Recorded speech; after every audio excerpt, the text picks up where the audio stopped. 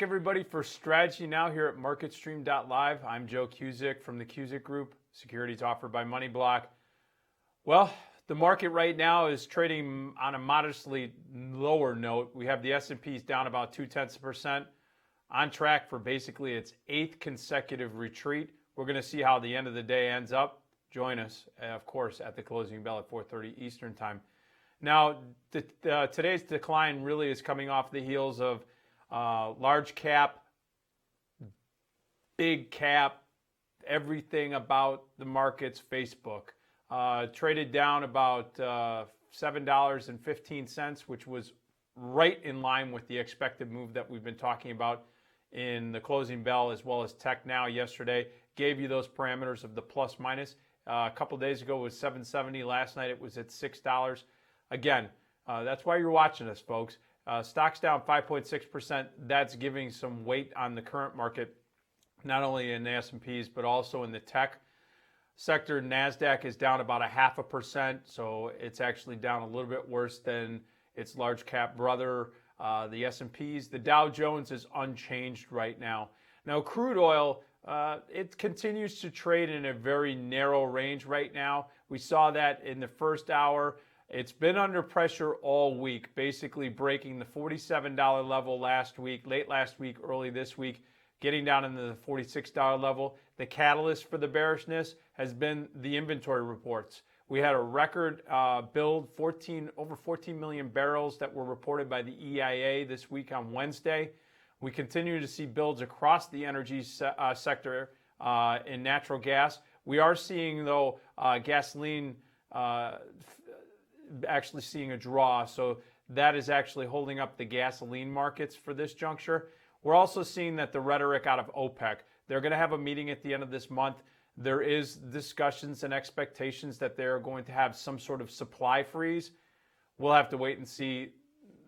I take no headline right now worth anything until post that meeting on November 30th. West Texas is now trading at its worst levels around 44.55, down 79 cents or 1.5%. So it's basically extending its weekly loss of around 8.6%. We're also seeing biotech under pressure.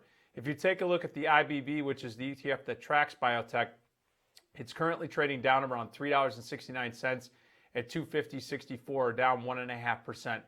It's had a 3.9% slide this week. The industry group is just really focused on the fact that there's concerns around drug pricing and practices. You've seen it reflected in a lot of the earnings, and we continue to see it in just the general sector. A lot of pressure there, especially as we get closer to that November 8th election here in the United States.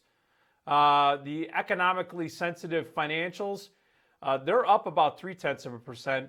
They're outperforming, and life insurance names are leading with Prudential, ticker symbol PRU, up about $3.05. It's gained about 3.6% after topping their analyst estimates for the quarter. On the flip side, you have AIG, American International Group. They're down 2.68, down as much as 4.4%, despite the fact that their bottom line did beat.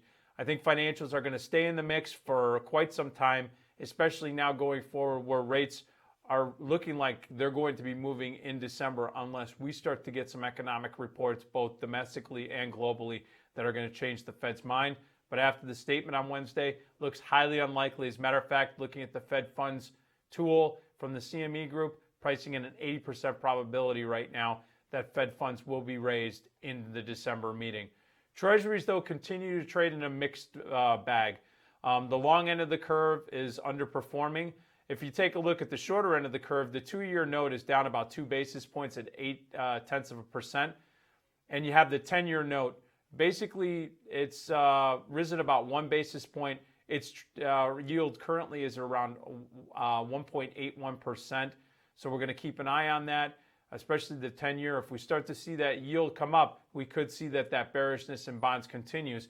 If that continues going into the election, that could be an important catalyst for securities. We're going to keep an eye on that. Well, that's your strategy now at 1:30 Eastern Time. We're going to be talking at 3:30 Eastern Time for Tech Talk, where we're going to go over some of the earnings that are going to be coming up after hours, and then we'll set up for the closing bell.